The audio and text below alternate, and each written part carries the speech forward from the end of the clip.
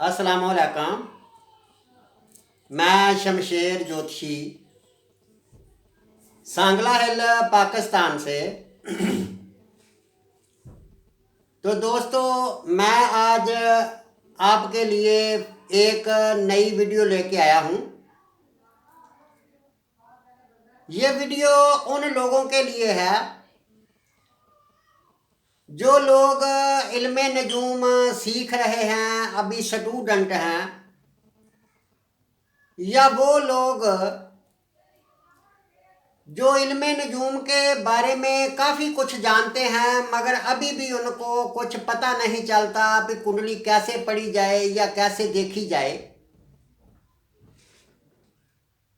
या वो लोग जो किसी ना किसी मामले में फंस जाते हैं, उनको पता नहीं चलता कि अब कुंडली को किस तरह देखा जाए। तो आज ये एक कुंडली मैं आपके सामने लेके आया हूँ। इस कुंडली से मैं आपको बताने की कोशिश करूंगा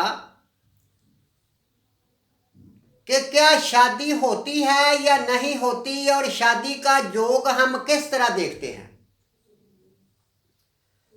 तो दोस्तों, बात शुरू करते हैं। ये बुर्ज कौस की कुंडली है और स्यारा इसका मुश्तरी है। बुर्ज कौस की कुंडली इसलिए है कि इसमें 9 नंबर लिखा है, यानी 9वां बुर्ज जो होता है ये बुर्ज हमल होता है। पहला 9वां बुर्ज कौस होता है, पहला बुर्ज जो है ये बुर्ज हमल है। अब हम बुर्ज कौस का स्यारा देखते हैं। सबसे पहले कि बुर्ज कौस का स्यारा मुश्तरी जो कि बुर्ज जद्दी में 17 दर्जे पर रजत में जा रहा है, यानी उल्ट चल रहा है। तो जब ताल्या का मालक नीच का हो गया तो इसका मतलब है कि इंसान का जाती स्यारा जो उसकी बॉडी से तल्लक रखता है वो नीच का हो गया है, यानी उसको पावर नहीं मिलेगी बॉडी को। इसी तरह हमने ये देखना है शादी, कि शादी होगी कब होगी, कैसे होगी। तो उसके लिए हम देखेंगे कुंडली के 7वें घर को। ये 7वां घर है, यानी पहला घर, दूसरा, तीसरा, चौथा, 5वां, 6वां और 7वां घर। 7वां घर शादी से तल्लक रखता है। तो अब हम सबसे पहले ये देखते हैं या देखना चाहिए कि शादी वाला स्यारा जो होता है वो कुंडली की किस मकाम पर है, किस हालत में है। तो हम कुंडली का 7वां घर बुर्ज जोजा है। बुर्ज जोजा का सटार अतारद जो कुंडली के 8वें घर में रजत में चल रहा है, 21 दर्जे पर है, यानी कुंडली का 6ठा घर, 8वां घर और 12वां घर मनहूस घर माने जाते हैं।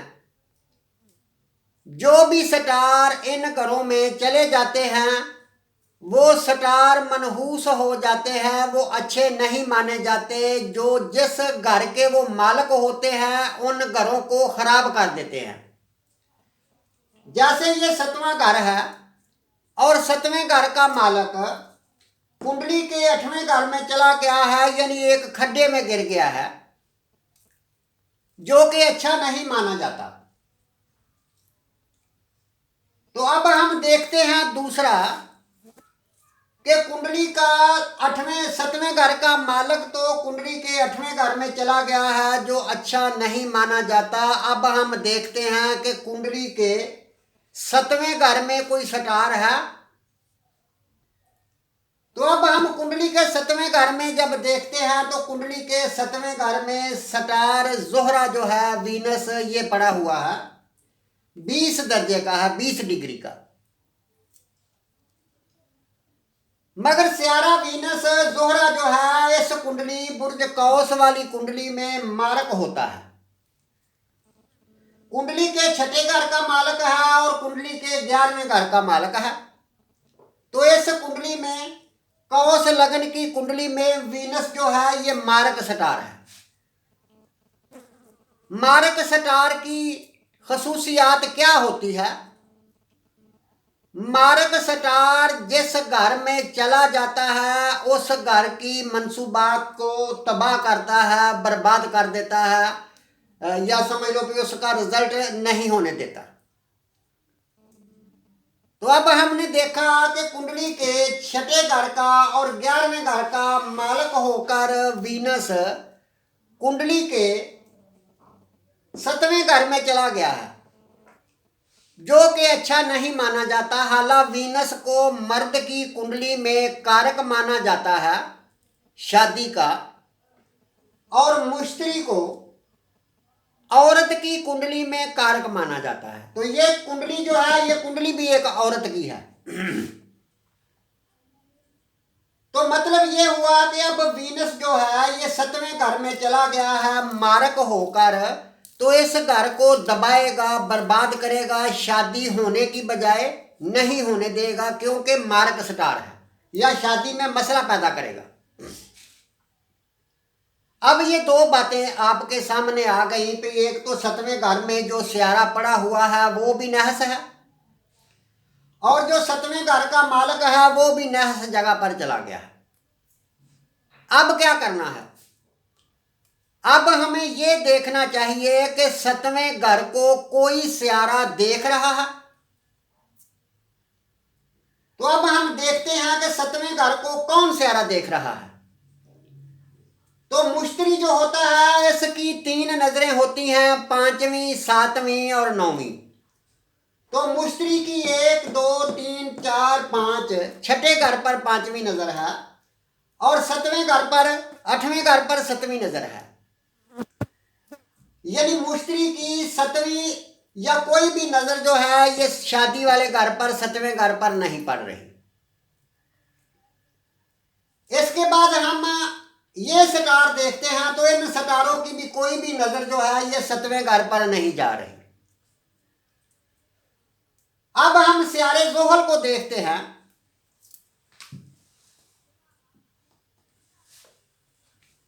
तो स्यारे जोहल की भी 3 नजरें होती हैं, तीसरी, 7वीं और 10वीं। 1 2 तीसरी तालियां पर आ गई, और 7वीं इधर आ गई 5वें घर पर, और इधर आ गई 10वीं, 7वीं, 8वीं, 9वीं और 10वीं, यानी इधर आ गई। हालांकि स्यारा जोहल जो है ये कुंडली के 11वें घर में शर्फ का पड़ा हुआ है, पर वो जो शर्फ का पड़ा हुआ है उस शर्फ का फायदा शादीशुदा जिंदगी में या 7वें घर को कोई नहीं मिल रहा, इसलिए कि वो 7वें घर को देख नहीं रहा। अगर 7वें घर को देखता होता तो फिर उसके शर्फ में जाने का फायदा होता। यानी मतलब ये हुआ कि 7वें घर का स्यारा जोहल जो है ये भी 7वें घर को नहीं देख रहा। अब हम और कोशिश करते हैं कोई और स्टार जो है ये 7वें घर को देख रहा हो। तो 7वें घर को हमने जब देखा तो ये केतु देख रहा है। केतु की भी 3 नजरें होती हैं, 5वीं नजर होती है, 7वीं नजर होती है और 9वीं नजर होती है। तो केतु जो है 9वीं नजर से, यानी 1 2 3 4 5 6 7 8 9, केतु 9वीं नजर से 7वें घर को देख रहा है। और उसके बाद हमने ये देखा कि ये जो किस्मत वाला स्टार है इसका भी किस्मत इसकी क्या कह रही है।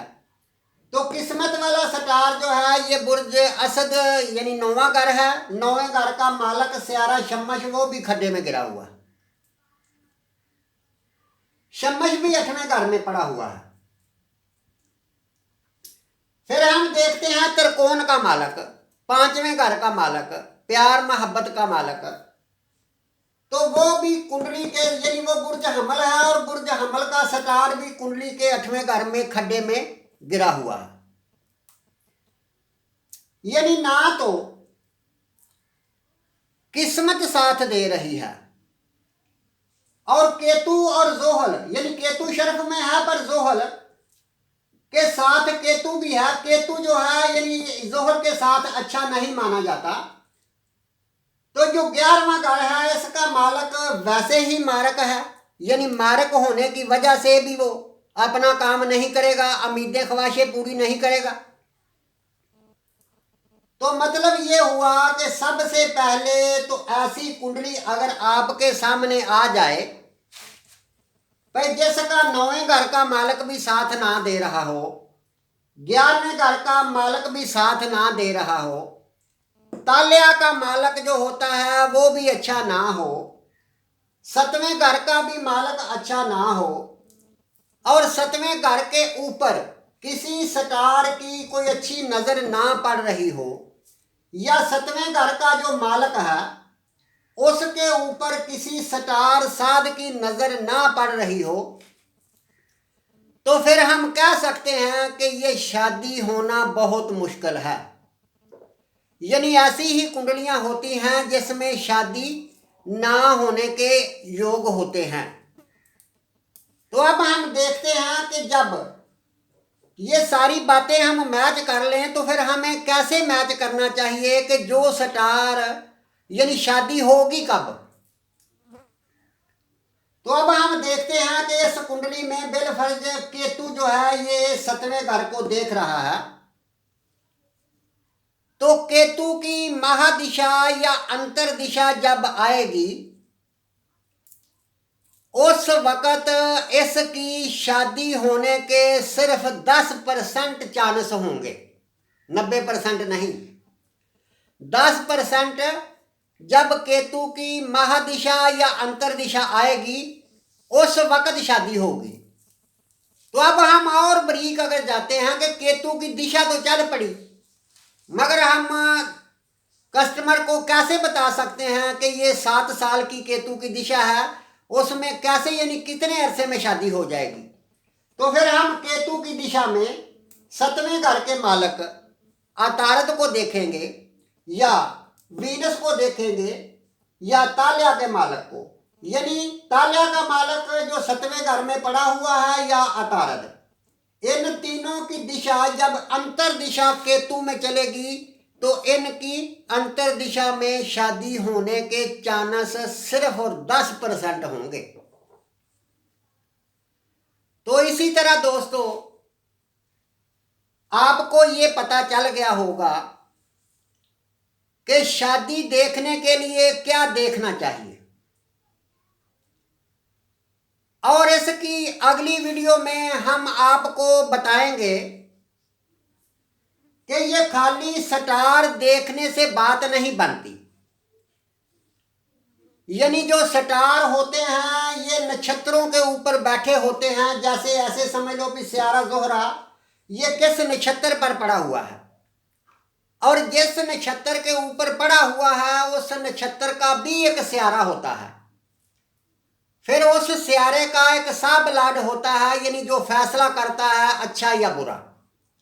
फिर हम उस सब लाड को भी देखेंगे, और इसी तरह ये देखेंगे कि जो नक्षत्र है उसके ऊपर जो स्टार पड़ा हुआ है उसके 4 कदम होते हैं, जिसे 4 चरण कहते हैं।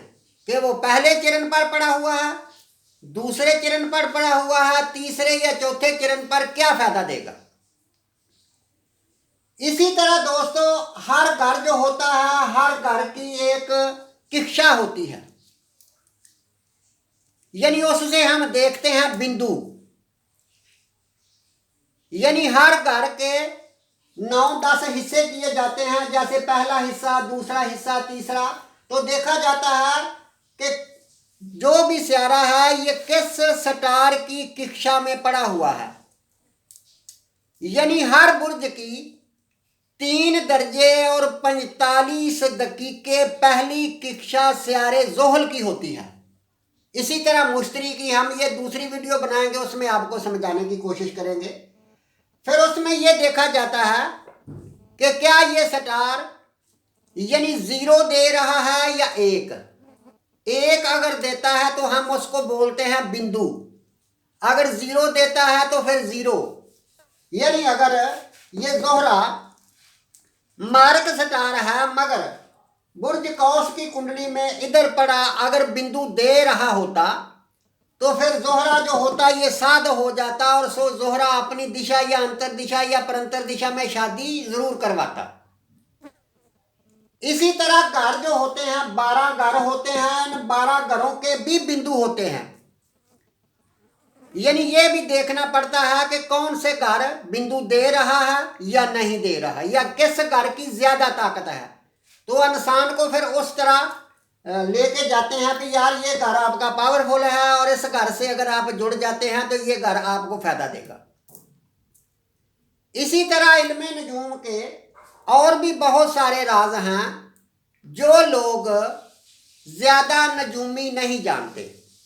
तो हम कोशिश करेंगे कि अपने बहन भाइयों को और अपने स्टूडेंट को और जो लोग सीख रहे हैं या जो लोग सीखना चाहते हैं, हम दर्जा ब दर्जा इसी तरह वीडियो बनाकर आपको समझाने की कोशिश करेंगे। तो इंशाल्लाह कल हम फिर एक आपके लिए नई वीडियो लेके आएंगे और उसमें समझाने की कोशिश करेंगे। इसके साथ ही इजाज़त चाहता हूँ। अल्लाह हाफिज़।